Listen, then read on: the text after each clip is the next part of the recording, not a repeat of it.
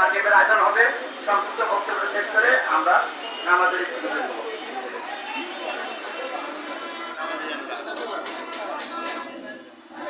আসসালামু আলাইকুম ওয়া রাহমাতুল্লাহি ওয়া বারাকাতুহু।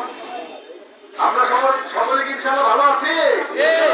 আলহামদুলিল্লাহ। না ভালো নাই। আমরা কেউ আমরা ভালো খুব ব্যথিত। নাই। আমরা ব্যথিত। কেন নাই? কেন আমাদেরকে আমাদের ভাইকে হত্যা করা হয়েছে।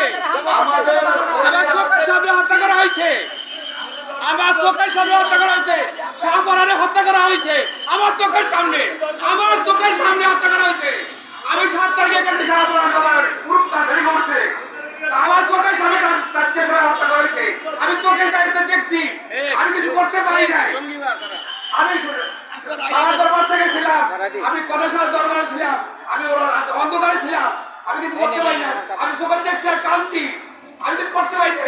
কতজন লোক মারা গেছে কোনো হিসাব নাই, কত লোক মারা গেছে হিসাব নাই। 1 ঘন্টার বেশি পিটাইছে, 1 ঘন্টার বেশি, 1 ঘন্টার বেশি পিটাইছে।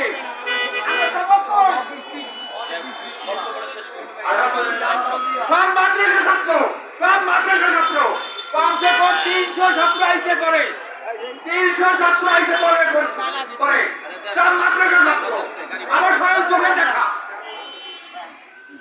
আলহামদুলিল্লাহ, সকল প্রশংসা আল্লাহ পাক রব্বুল আলামিনের। কি বলেন সকলে?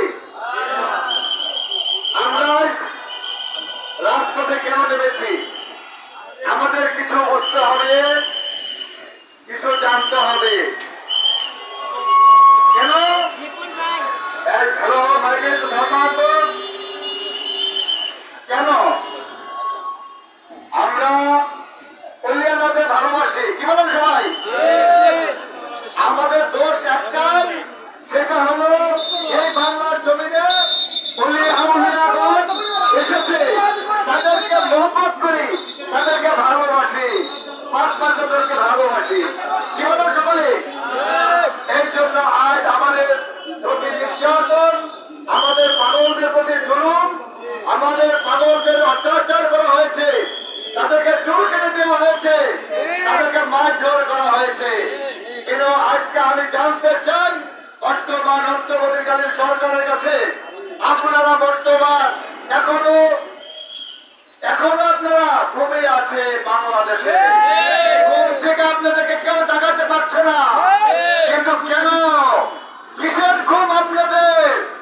বাংলাদেশের সাধারণ নিরীহ মানুষগুলো মার খাচ্ছে, অলিয়াল্লাহর আশেকগণ মার খাচ্ছে, ভক্তগণ মার খাচ্ছে, জাকেরগণ মার খাচ্ছে।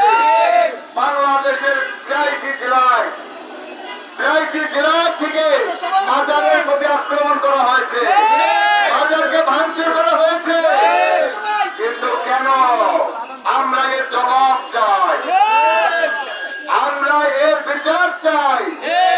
বর্তমান অন্তর্বর্তীকালীন সরকার ডক্টর মোহাম্মদ ইউনূস সাহেবের কাছে আমি করজোড়ে মিনতি করছি, আপনি অতি অবিলম্বে যদি আমাদের মিডিয়ার সেন্টারে, আমাদের ফেসবুকে, আমাদের টিভি সেন্টারের মধ্যে যদি এই আল্লাহর ওলিদের কথা না বলা হয়, পাগলদের কথা না বলা হয়, আশেকদের কথা না বলা হয়, ভক্তদের কথা না বলা হয়, তাহলে আমরা আজ শুধু হযরত গোলাম শাহ রহমাতুল্লাহ থেকে যে শোক র্যালিকে বের করেছি, সেই শোক র্যালি পর্যন্ত আমরা সমাপ্তি হতে চাই না। আপনারা তারা কি রাজি আছেন কিনা? আমরা আপনাকে জানিয়ে দিতে চাই, আমরা এই বাংলাদেশের জমিনের মধ্যে 360 জন ওলি আউলিয়া ইসলামকে প্রতিষ্ঠিত করেছে। তার ভক্তবৃন্দ আশেকান জাকেরানরা আজ তাদেরকে মহব্বত করে। কেন করে?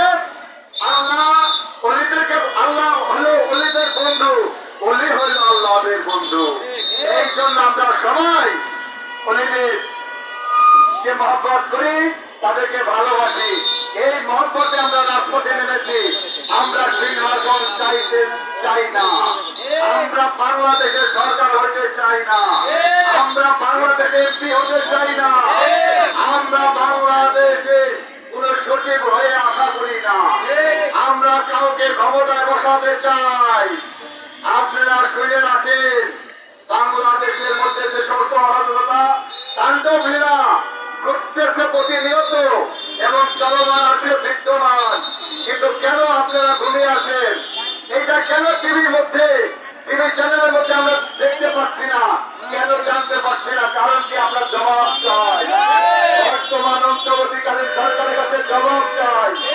যদি আজ হলো 14ই সেপ্টেম্বর, আমি আজ হযরত গোলাম শাহ বাবা রহমতুল্লাহ নওজার শরীফ থেকে ঘোষণা করেছি, আজকে 14ই সেপ্টেম্বর আমরা বাংলার জমিনের মধ্যে যত অলি আউলিয়া গাউস কুতুব এসেছেন তাদের মাজার ভাঙচুর করা হয়েছে, সেই প্রতিবাদে আমরা শোক র্যালি পালন করিয়াছি। কিন্তু আজ এই শোক র্যালিতে সমাপ্তি হতে চাই না। আপনাদেরকে আমরা স্মরণাপন্ন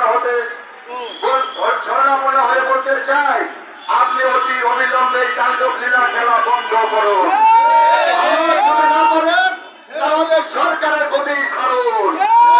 আপনাদের যোগ্যতা নাই, কারণ আপনার নিরহ মানুষকে নিরাপত্তা দিতে পারছেন না। আপনি এদেশের পাগল মস্তানদেরকে নিরাপত্তা দিতে পারছেন না। আপনারা সাধারণ মানুষকে নিরাপত্তা দিতে পারছেন না। আপনারা বাংলাদেশের মানুষকে যখন একটি মহল, একটি ছোট একটি মহল এই মাজারকে বিকৃত করে, ধর্মকে বিকৃত করছে, যারা জুলুম করছে, অত্যাচার করছে, নির্যাতন করছে, তাদেরকে আপনি কখনো আইনের আওতা আনতে পারেননি পর্যন্ত। এটা দেখতে পারিনি কোন মিডিয়া চ্যানেলের মাধ্যমে, কোন টিভি চ্যানেলের মাধ্যমে দেখতে পাইনি। কি বলেন আমরা সবাই? কিন্তু আমরা বলতে চাই, আজ 14ই সেপ্টেম্বর থেকে আপনাকে বাংলাদেশ বর্তমান অন্তর্বর্তীকালীন সরকার উপদেষ্টা মন্ডলী হতে, প্রধান উপদেষ্টা মন্ডলী থেকে বর্তমান যারা মন্ডলী উপদেষ্টা মন্ডলী রয়েছেন তাদের কাছে আমি আহ্বান করব যে আপনাদেরকে আমরা 15 দিন সময় দিব। আমরা আপনাদেরকে 15 দিন সময় দিচ্ছি। এই 15 দিনের